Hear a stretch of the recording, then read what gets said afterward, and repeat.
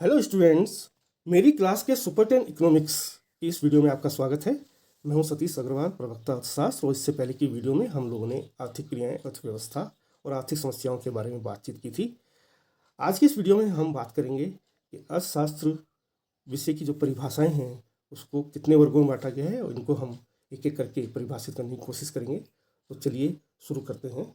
सबसे पहले कि अर्थशास्त्र का जनक किसे कहा जाता है। तो साथियों, 1776 में एक प्रसिद्ध विद्वान हुए एडम स्मिथ। इन्होंने एक पुस्तक लिखी, an inquiry into the nature and causes of wealth of nations. इस पुस्तक को संक्षेप में वेल्थ ऑफ नेशंस के नाम से जाना जाता है। काफ़ी महत्वपूर्ण पुस्तक है ये अर्थशास्त्र की, इसलिए इसे मैग्नम ओपस भी कहा जाता है। इससे पहले, इस पुस्तक के प्रकाशन से पहले, अर्थशास्त्र का अध्ययन राजनीति शास्त्र के साथ किया जाता था। अलग से इस विषय को नहीं पढ़ा जाता था, नहीं पढ़ाया जाता था। परंतु इस पुस्तक के प्रकाशन के बाद अर्थशास्त्र का अध्ययन एक अलग विषय के रूप में किया जाने लगा। व्यवस्थित रूप से अर्थशास्त्र का अध्ययन किया जाने लगा। इसीलिए एडम स्मिथ को अर्थशास्त्र का जनक या फादर ऑफ इकोनॉमिक्स कहा जाता है। दोस्तों, मैं आपको बता दूं कि ये एडम स्मिथ ब्रिटिश अर्थशास्त्री थे और इनका जन्म 1723 में स्कॉटलैंड में हुआ था और 1790 में इनकी मृत्यु हुई थी। और ये जो एडम स्मिथ थे, इनकी जो पुस्तक थी, इसका प्रकाशन 1776 में किया गया था। अब हम अर्थशास्त्र की परिभाषाओं की बात करते हैं। तो अर्थशास्त्र की परिभाषाओं को कितने वर्गों में बांटा गया है। तो अर्थशास्त्र की परिभाषाओं को 5 वर्गों में बांटा गया है। पहली जो परिभाषा है अर्थशास्त्र की, पहला वर्ग परिभाषाओं का, वो है धन केंद्रित परिभाषा। इसके प्रतिपादक एडम स्मिथ थे। दूसरा जो वर्ग है परिभाषाओं का, वो है कल्याण केंद्रित परिभाषा, जिसके प्रतिपादक प्रोफेसर अल्फ्रेड मार्शल थे। तीसरी है वैज्ञानिक परिभाषा या दुर्लभता संबंधित परिभाषा, जिसके प्रतिपादक प्रोफेसर लियोनेल रॉबिन्स थे। चौथी है विकास केंद्रित परिभाषा, जिसके प्रतिपादक प्रोफेसर सैमुअल्सन थे। और पांचवा जो वर्ग है वो है आवश्यकता भिन्नता केंद्रित परिभाषा या गांधीवादी परिभाषा, जिसके प्रतिपादक प्रोफेसर जे.के. मेहता थे। तो शुरू करते हैं धन केंद्रित परिभाषा से। तो धन केंद्रित परिभाषा के प्रतिपादक एडम स्मिथ थे। तो एडम स्मिथ ने अर्थशास्त्र को किस प्रकार से परिभाषित किया है, हम इस बारे में बात करते हैं। तो एडम स्मिथ के अनुसार अर्थशास्त्र वह विषय है जो राष्ट्रों के धन, स्वरूप तथा कारणों की खोज से संबंधित है। Economics is a subject concern with an inquiry into the nature and causes of wealth of nations. तो जो एडम स्मिथ थे, इन्होंने अर्थशास्त्र को धन का विज्ञान कहा। इन्होंने कहा मनुष्य की सारी जो गतिविधियां हैं वो धन से संचालित होती हैं। उन्होंने एक ऐसे मनुष्य की कल्पना की जो धन के लिए ही जीता है, और ऐसे आर्थिक मनुष्य, इकोनॉमिक मैन की जो गतिविधियां हैं वो चूंकि धन से संचालित होती हैं, इसलिए काफ़ी लोगों ने एडम स्मिथ की आलोचना की। इन्होंने कहा कि पूरा जो केंद्र है वो धन को मान लिया गया है। ये एक ऐसा विज्ञान है जो सिर्फ धन की बात करता है। ये मनुष्य को लालची बनाता है, ये मनुष्य को स्वार्थी बनाता है, इसलिए ऐसे विषय का अध्ययन नहीं करना चाहिए।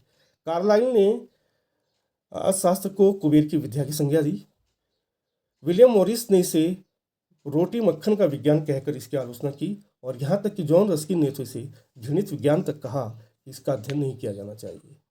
इसके बाद अर्थशास्त्र को प्रोफेसर मार्शल ने मानव के कल्याण से संबंधित किया, और उन्होंने कहा कि जो धन है, धन का उद्देश्य मानव का कल्याण करना है, मनुष्य केवल धन के नहीं जीता। तो प्रोफेसर मार्शल भी एक ब्रिटिश अर्थशास्त्री थे और इनका जन्म 26 जुलाई 1842 को लंदन में हुआ था और इनकी मृत्यु 13 जुलाई 1924 को कैम्ब्रिज में हुई थी। तो प्रोफेसर अल्फ्रेड मार्शल के अनुसार अर्थशास्त्र जीवन के साधारण व्यवसाय के संबंध में मानव जाति का अध्ययन है। यह व्यक्तिगत और सामाजिक कार्यों के उस भाग का अध्ययन करता है जिसका घनिष्ठ संबंध कल्याण प्रदान करने वाले भौतिक प्राप्तों की प्राप्ति तथा उनके उपयोग करने से है। According to Professor Marshall, economics is the study of mankind in the ordinary business of life. It examines that part of individual and social action which is most closely concerned with the attainment and use of material requisites of well-being. इस प्रकार से professor Alfred अर्थशास्त्र के बारे में जब बात करते हैं तो वो कहते हैं कि ये व्यक्तिगत और सामाजिक कार्यों के उस भाग का अध्ययन करते हैं। यानी कि अर्थशास्त्र एक ऐसा सामाजिक विज्ञान है जो इस बात का अध्ययन करता है कि किस प्रकार से मानव कल्याण प्रदान करने वाले भौतिक पदार्थों को प्राप्त किया जाए और उनका उपयोग किया जाए। इस प्रकार से अर्थशास्त्र को प्रोफेसर मार्शल एक ऐसा विज्ञान बताते हैं जिसमें धन का अध्ययन इस उद्देश्य से किया जाता है कि किस प्रकार से मानव का कल्याण हो सके। इसके बाद प्रोफेसर मार्शल की इस परिभाषा की भी काफ़ी आलोचना हुई और खासकर ब्रिटिश अर्थशास्त्री से प्रोफेसर लियोनेल रॉबिन्स, और उन्होंने प्रोफेसर अल्फ्रेड मार्शल की परिभाषा की आलोचना की। उन्होंने कहा कि अर्थशास्त्र का उद्देश्य मानव कल्याण से संबंधित नहीं है। अर्थशास्त्र एक विज्ञान है और हम सिर्फ आर्थिक सिद्धांतों का विश्लेषण करते हैं। हमारा उद्देश्य अच्छा या बुरा बताने का नहीं है, हमारा उद्देश्य सिर्फ नियमों को, सिद्धांतों को समझने का है, क्योंकि विज्ञान का कार्य अच्छे या बुरे से नहीं है, बल्कि विज्ञान का कार्य है कि चीज़ों को प्रत्यक्ष रूप से, वास्तविक रूप से जो हैं उनको सामने रखा जाए। तो हम बात करते हैं कि प्रोफेसर लियोनेल रॉबिन्स ने अर्थशास्त्र को किस प्रकार परिभाषित किया है। तो साथियों बता दूं कि लियोनेल रॉबिन्स एक ब्रिटिश अर्थशास्त्री थे और इनका जन्म 22 नवंबर 1898 में इंग्लैंड में हुआ था और इनकी मृत्यु 15 मई 1984 को 1984 में लंदन में ही हुई थी। तो प्रोफेसर लियोनेल रॉबिन्स के अनुसार अर्थशास्त्र वह विज्ञान है जो वैकल्पिक उपयोगों वाले सीमित साधनों तथा उद्देश्यों से संबंध रखने वाले मानवीय व्यवहार का अध्ययन करता है। Economics is a science that studies human behaviour as a relationship between ends and scarce means which have alternative uses. यानी कि प्रोफेसर रॉबिन्स तीन बातें करते हैं। पहली बात कि अर्थशास्त्र एक विज्ञान है और प्रोफेसर लियोनेल रॉबिन्स अर्थशास्त्र को विश्व विज्ञान मानते हैं। दूसरी बात, उन्होंने कहा कि जो साधन हैं वो सीमित हैं, उनके वैकल्पिक प्रयोग होते हैं। और तीसरा, इन साधनों का उपयोग इस प्रकार से करना है कि किस प्रकार से मनुष्य अपने उद्देश्यों को प्राप्त कर सके। अब यहाँ पर जो एंड्स हैं या उद्देश्य हैं, इसका मतलब मनुष्य की आवश्यकताएं, यानी कि हम साधनों के द्वारा मनुष्य की अधिक से अधिक आवश्यकताओं को पूरा कर सकें। इस प्रकार से प्रोफेसर रॉबिन्स ये भी बताते हैं कि जो मनुष्य की आवश्यकताएं हैं उनकी तीव्रताओं में अंतर पाया जाता है और यहाँ से एक चुनाव की समस्या या आर्थिक समस्या उत्पन्न होती है, जिसके बारे में पहले हम बात कर चुके हैं। तो प्रोफेसर लियोनेल रॉबिन्स ने एक प्रकार से अर्थशास्त्र को चुनाव की समस्या का विज्ञान कहा है। तो प्रोफेसर रॉबिन्स की भी काफ़ी आलोचना हुई। लोगों ने कहा कि चुनाव तो हर जगह होता है, एक व्यक्ति जो जंगल में रहता है उसके सामने भी चुनाव की समस्या है कि वो राम की पूजा करे या कृष्ण की पूजा करे या क्राइस्ट की पूजा करे। खैर, ये जो आलोचना है ये बहुत ही व्यवहारिक नहीं है, क्योंकि अर्थशास्त्र के अंदर हम उन मनुष्यों का अध्ययन करते हैं जो विवेकशील हैं, जो समाज में रहते हैं। जंगल में रहने वाले या अपवाद स्वरूप जो लोग हैं इनके बारे में हम अर्थशास्त्र में अध्ययन नहीं करते हैं। तो प्रोफेसर लियोनेल रॉबिन्स ने अर्थशास्त्र की वैज्ञानिक परिभाषा दी, उन्होंने अर्थशास्त्र को एक वैज्ञानिक स्वरूप दिया और इनकी परिभाषा को काफ़ी अच्छा माना जाता है। अब आते हैं प्रोफेसर सैमुअल्सन। ये एक अमेरिकन अर्थशास्त्री थे। पॉल एंटोनी सैमुअल्सन का जन्म अमेरिका में हुआ था।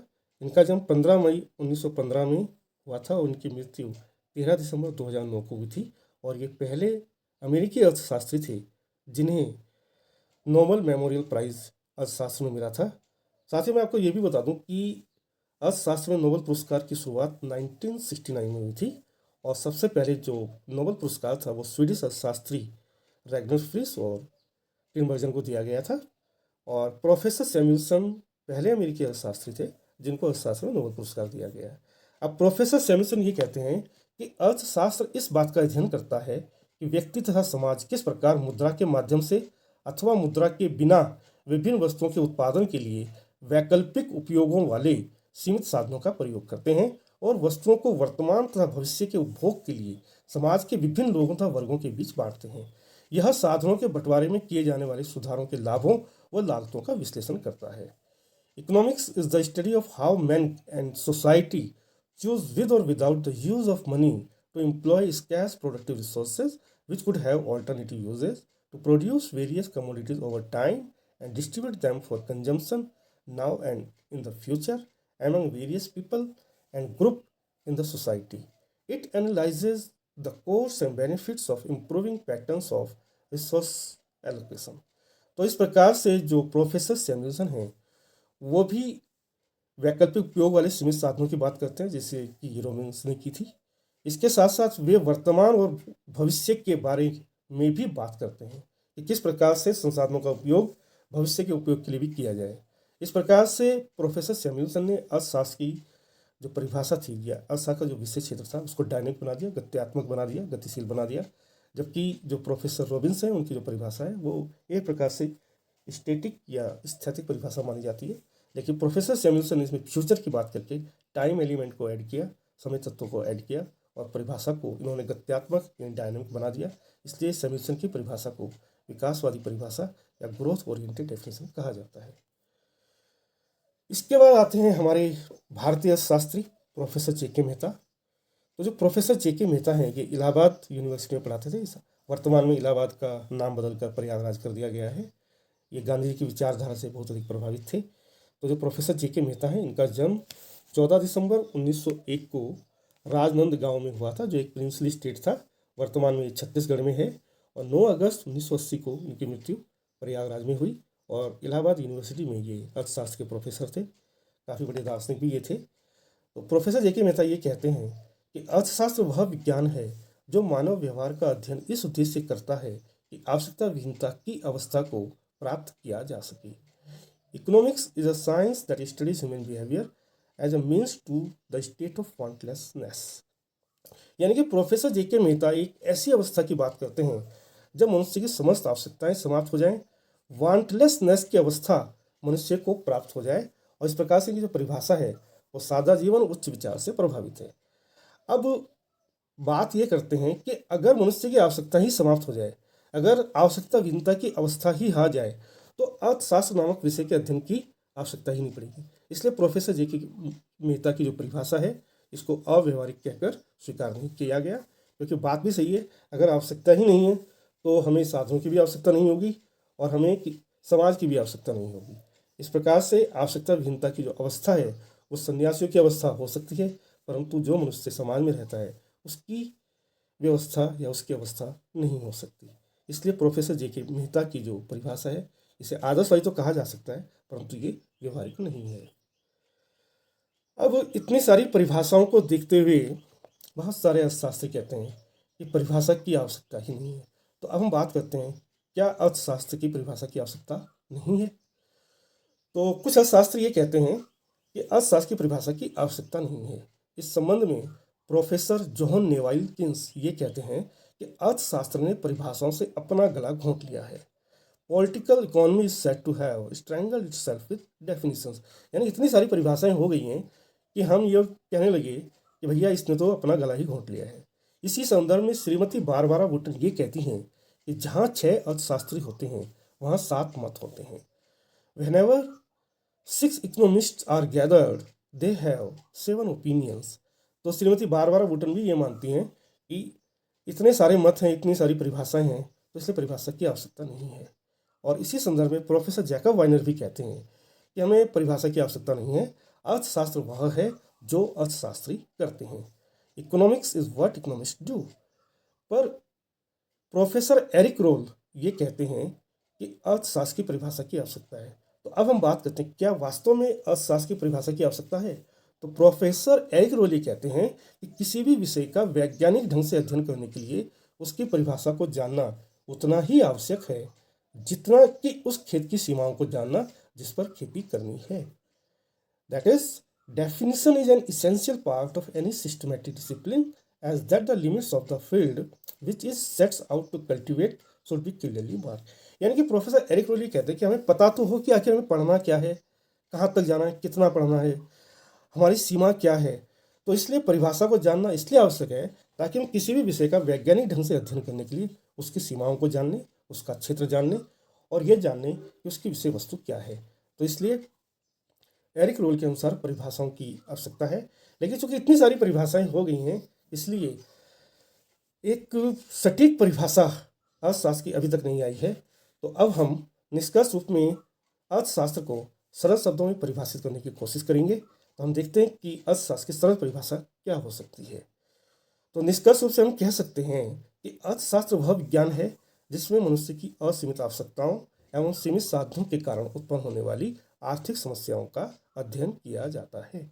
Economics is the science which deals with the study of economic problems arisen due to the unlimited human wants and scarce resources. यानी कि हम अर्थशास्त्र के अंदर आर्थिक समस्याओं का अध्ययन करेंगे। कोई भी विषय जो होता है उसकी अपनी समस्याएं होती हैं और उन्हीं समस्याओं का अध्ययन किसी विषय के अंदर अंतर्गत किया जाता है। इसी प्रकार से अर्थशास्त्र के अंदर जो मूलभूत केंद्रीय समस्याएं पढ़ते हैं उन्हीं का अध्ययन किया जाता है, आर्थिक समस्याओं का अध्ययन किया जाता है।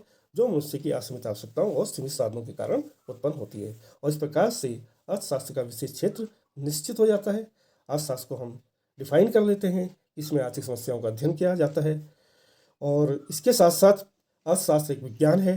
प्रोफेसर अल्फ्रेड मार्शल अर्थशास्त्र को विज्ञान और कला दोनों मानते हैं। तो जो वर्तमान और आधुनिक अर्थशास्त्री हैं वे भी अर्थशास्त्र को विज्ञान और कला मानते हैं। तो आगे की वीडियो में इसी के बारे में बात करेंगे कि अर्थशास्त्र की विषय वस्तु क्या है, ये विज्ञान है तो कैसे है, ये कला है तो कैसे है। मुझे उम्मीद है कि आपको ये वीडियो पसंद आया होगा और काफ़ी जानकारी आपको परिभाषाओं के बारे में मिली होगी। अगले वीडियो में हम अर्थशास्त्र की विषय वस्तु के बारे में बात करेंगे, किस प्रकार से इसका अध्ययन किया जाता है, किन किन क्षेत्रों में इसको बांटा गया है, ये हम अगले वीडियो में बात करेंगे। तब तक के लिए आप सबका बहुत बहुत धन्यवाद। आप लोग इसी प्रकार से वीडियो को लाइक कीजिएगा, सब्सक्राइब कीजिएगा और अपने साथियों को, दोस्तों को, मित्रों को इसी प्रकार से हमारी वीडियो को शेयर करते रहिएगा। धन्यवाद आप सभी का।